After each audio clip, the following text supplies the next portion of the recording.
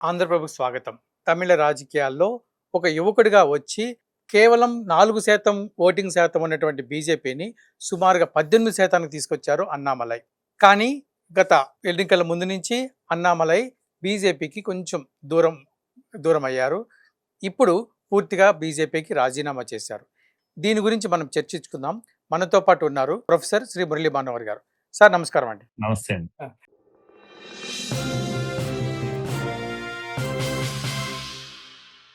అయితే ఇక్కడ 2 విషయాలు సార్. ఒకటి అంటే సాధారణంగా బీజేపీలో వేచి చూడాలి. బీజేపీలో కాదు రాజకీయాల్లో అంతా కూడా వేచి చూడాలనేది సాధారణంగా ఉంటుంది. సో, ఆ వేచి చూడడంలో ఆయన అంటే సఫలం కాలేకపోయారా?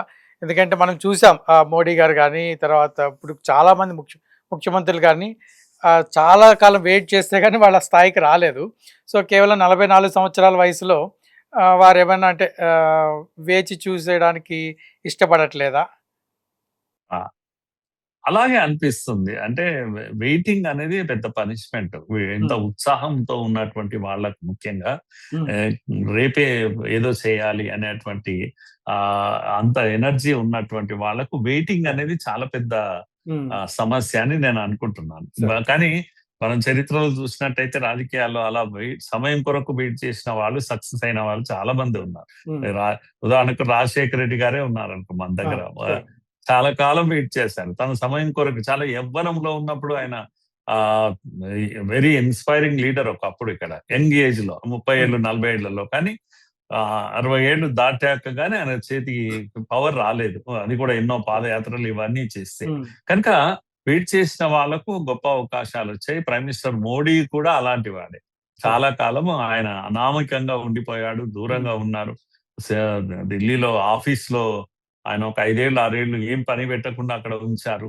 తర్వాత ఇలా ఇవన్నీ అనుభవించాకనే ఆయన ముఖ్యమంత్రి అయ్యాడు. టైం వచ్చేసింది. ప్రైమ్ మినిస్టర్ అయిపోయాడు.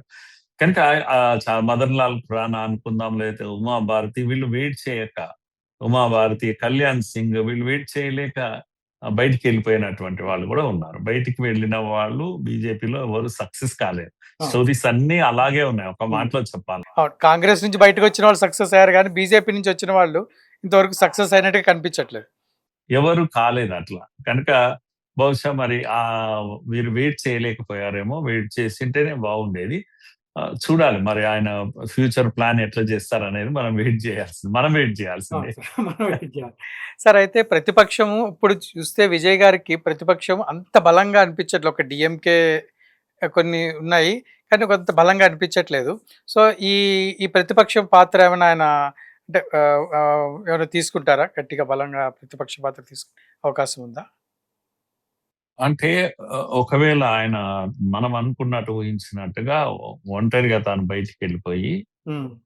తనకంటూ ఒక పార్టీని పెట్టుకొని హ్మ్. తన స్వేచ్ఛగా, ఫ్రీగా హ్మ్. ప్రజల మధ్యకి ఎళ్ళిపోతే ఎలా ఉంటుంది అనేది హ్మ్. ఒక పెద్ద ప్రశ్న ఇప్పుడు. సరే. నేను అనుకుంటున్నాను జనరల్‌గా అనుభవాలన్నీ ఏం చెప్తాయంటే పొలిటికల్ పార్టీ పెట్టి హ్మ్. నిలబడడం చాలా కష్టమైనటువంటి వెరీ ఎక్స్‌పెన్సివ్ గూడా ఈ కరెక్ట్. రోజులలో. ఎక్స్‌పెన్సివ్. ఇప్పుడు చిరంజీవి గారు పార్టీ పెట్టారు. దేని హ్మ్. కొరకు మరి డ్రాప్ అయ్యారు అంటే ఆ ఖర్చులు భరించలేరండి. సరే. చిరంజీవి గారే భరించలేరు. హ్మ్. కనుక వేరే ఆషామాషీ విషయం అయితే కాదు. సరే. అయితే ఒక ప్ర పవన్ కళ్యాణ్ గారు భరించారు, చేతనయింది. కనుక ఓపికతో వెయిట్ చేశారు. తాను కూడా ఓడాడు. సరే. కనుక ఇట్లా వెయిట్ చేయాల్సొస్తది చాలా. హ్మ్. హ్మ్. బహుశా అంతటి కమిట్మెంట్ ఉంటే. కానీ వీళ్ళకున్న గొప్ప ఇదేంటంటే అడ్వాంటేజెస్ హ్మ్. చెరిస్మా. సినిమా చెరిస్మా ఉన్న వాళ్ళకు కొద్దిగా అవకాశం ఉంటుంది. వెయిట్ హ్మ్. చేయనికే. ఆహ్, డబ్బులు కూడా అడ్జస్ట్ అవుతాయి. కానీ అదేమీ లేవు. ఒక ఆఫీసర్‌గా వచ్చాడు. హ్మ్. కనుక డబ్బులు మీరు ఆశించలేము ఆయన దగ్గర. కొన్ని హ్మ్. కనీసం మినిమమ్ అమౌంట్ అవసరం ఉంటది. సినిమా సరే. వాళ్ళతో సంపాదించింది ఉంటుంది. వీళ్ళ అవును. దగ్గర అది ఉండదు. హ్మ్. కనుక ఇవన్నీ నేను లెక్కలిస్తున్నాను. కానీ అభిమానులకు తప్పుండదు. అన్నామలై గారికి అభిమానులుంటారు. హ్మ్. వాళ్ళను తన యొక్క అభిమానాన్ని, అభిమానులను తాను దగ్గర పెట్టుకొని ప్లాన్ చేసుకొని ముందుకెళ్తారు. ఎలా ఎళ్తారు? ఎవరు మద్దతుగా నిలబడతారు? ఇది అంతా ఊహించడానికి కష్టమైంది. కానీ వారి ఉత్సాహము, వారిని కమిట్మెంట్ చూస్తే హ్మ్.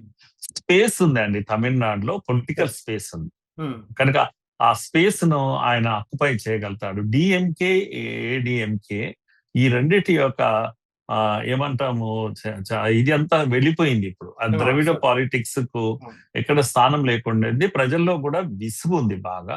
అసలు నాన్ ద్రవిడ్ పాలిటిక్స్ తీసుకొచ్చింది విజయ్ అండ్ మన అన్నామలై. ఉన్నా. ఇద్దరు ఇంచుమించు ఒకేసారి వచ్చారు. అన్నామలై ముందు వచ్చాడు, విజయ్ తర్వాత వచ్చారు. మరి అన్నామలై ఎందుకు సక్సెస్ కాలేకపోయారు? పాదయాత్ర చేశారు, అంతా చేశారు కానీ ఆయన ఇంకా కొంతకాలం ముందు ఉండుంటే అధ్యక్షుడిగా అలాగే ఉంచి రెండోసారి చేసి మళ్ళీ ఒకసారి అధ్యక్షుడు చేసి అలా ఏడేంకతో ఇది లేకుండా వెళ్ళి ఉంటే బీజేపీ సక్సెస్ అయ్యాడు. విజయ్ ప్లేస్ ఆయన తీసుకునేవాడు. సార్. ఎందుకంటే బీజేపీ కూడా బలమైన అంతకు ముందు దీంట్లో కూడా ఓటింగ్ పర్సంటేజ్ సుమారుగా 18 వరకు వచ్చింది పార్లమెంట్ ఎన్నికల్లో. 18 నుంచి ఎప్పుడైనా కూడా 25 వరకు, అంటే ఇంకొక 5-6% పెంచుకుంటే సీట్ల రూపంలో టర్న్ అవుతుంది ఎప్పుడైనా కూడా. కనుక 15 నుంచి 18 వరకు మంచి నంబర్ ఓటు కానీ సీట్లు ఇచ్చే నంబర్ కాదు. అదే 24, 25 దాటిందంటే సీట్లు వచ్చి పడతాయి. కనుక ఎంత ఒక 6% ఓట్లు పెంచుకోవాల్సిన సమయంలో ఏం చేశారు? ఆయన్ను దించేశారు, 15 నుంచి దించేశారు. రెండోది వద్దనుకున్న ఏడీఎంకేతో కలిసి వెళ్ళారు.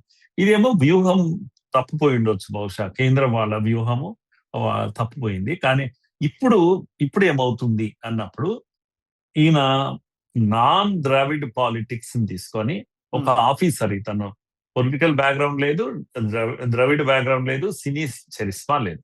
అందుకని ఇప్పుడు ఏమవుతుందంటే ఐడియాలజికల్ వార్ జరుగుతుందండి తమిళనాడులో. సైద్ధాంతికమైన ఉద్యమం నేను చెప్పేది. ఈయన లీడ్ చేయబోతున్నాడు రేపు. ఒకవేళ బీజేపీ వెనకాల సపోర్ట్ ఉంటే, ఆయన ఇండిపెండెంట్ గా ఉండి బీజేపీ మారల్ సపోర్ట్ ఉన్నా చాలు, అంటే ఆర్ఎస్ఎస్ ఇలాంటివన్నీ కూడా ఉంటాయి కనుక అక్కడ కాస్త నెట్వర్క్ పనిస్తే మాత్రం ఈయన ముఖ్యంగా సైద్ధాంతికంగా నేను 1-2 విషయాలు చెప్పి క్లోజ్ చేస్తాను. పెరియార్ ను గట్టిగా తమిళనాడులో అపోజ్ చేసే వాళ్ళు ఎవరు లేరు. ఈయన ఒక్కడు మాత్రమే చాలా గట్టిగా మాట్లాడు. పెరియార్ యొక్క సోషల్ జస్టిస్ లెగసీ ఏదైతే ఉందో నేను దాన్ని రిజెక్ట్ చేయను అని చెప్పాడు. కనుక సోషల్ జస్టిస్ ను మేము సపోర్ట్ చేస్తాము. we don't oppose his legacy of social justice, but we will oppose Periyar atheism అని అన్నాడు. కనుక ఆయన యొక్క దైవ వ్యతిరేకత ఏదైతే ఉందో దాన్ని మేము పూర్తిగా వ్యతిరేకిస్తాం. అదే కాదు, యాంటీ హిందూ ఏదైతే అటిట్యూడ్ ఉందో దాన్ని వ్యతిరేకిస్తాం పెరియార్. కనుక అది చాలా ఏమంటాం, హిందువుల మనోభావాలను దెబ్బతీసే విధంగా ఉంది ఆయన యొక్క పెరియార్ యొక్క సిద్ధాంతాలన్నీ కూడా. కనుక సోషల్ జస్టిస్ ఒప్పుకుంటాం, నిమ్న కులాలను ఆదుకోవాలనే విషయాన్ని మేము ఒప్పుకుంటాం, కానీ దీన్ని నిర్బంధంగా వ్యతిరేకిస్తామా అంతే అనలేదు.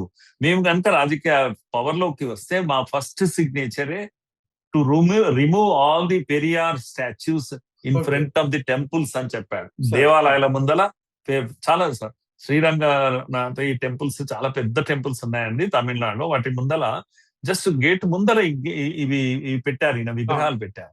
ఆ విగ్రహాల పైన ఏం రాస్తారు వాళ్ళంటే, దెర్ ఈస్ నో గాడ్ అని రాస్తారు, దేవుడు అనేవాడు లేడు. Those who worship god are barbarians అని రాస్తారు వాళ్ళు.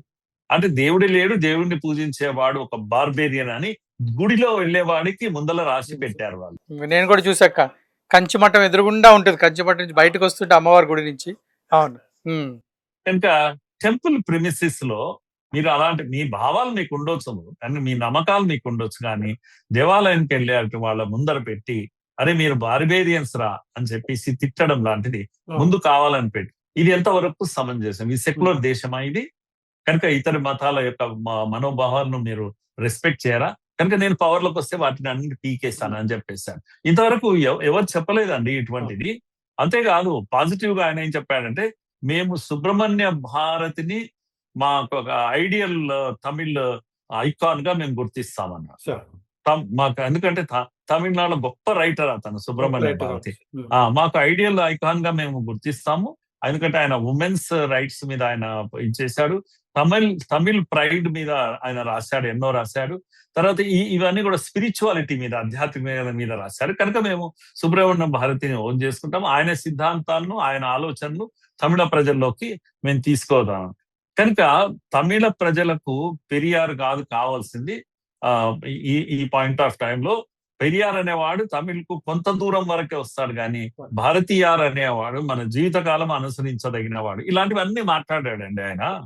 మాట్లాడే కనుక ఇది ఒక సైద్ధాంతిక పోరాటం కాబోతుంది.